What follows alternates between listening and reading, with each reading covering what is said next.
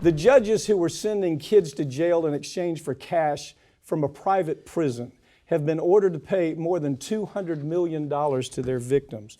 Wow. Okay.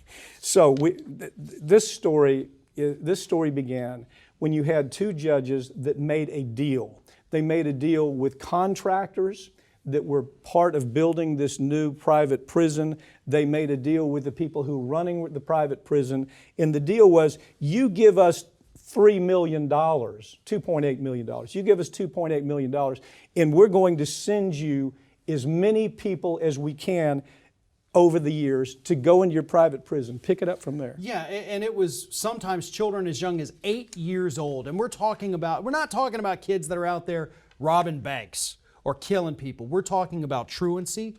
We're talking about, oh, we caught you smoking a cigarette at school. You're going to prison because it's putting money in my pocket. And many times in the courtroom, what they would do when they handed down these harsh sentences for these minor offenses, they would immediately take the child. It wouldn't even allow them to say goodbye to their family. Put them in shackles. Right, and drag them out of the courtroom. That's the last the parents saw of them until they got out of jail. 4,000 juvenile convictions.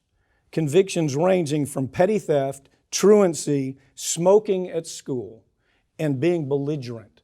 These two judges, criminals themselves, how the hell they ever became judges is beyond me, but they're criminals. One is in prison for how long? What's 20 some years?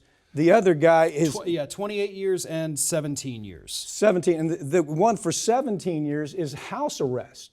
He's not even in prison. He has one of those shock jobs around his ankle. He can't leave, but he's being held prisoner at home because of COVID. That's the way this story reports. The other criminal is in prison. Where, in Kentucky?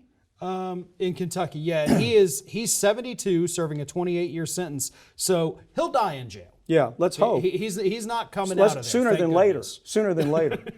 Okay. Yeah, I don't imagine he's getting the best health care in there. And again, this is what these people deserve. Yeah. They ruined the lives of these children, psychologically scarred them forever for the small price of $2.8 million.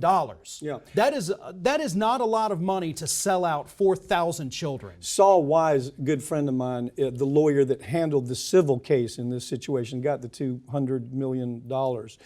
When he started this, if you listen to what he had to say, he knew this will never be collected. These kids are never going to collect that money.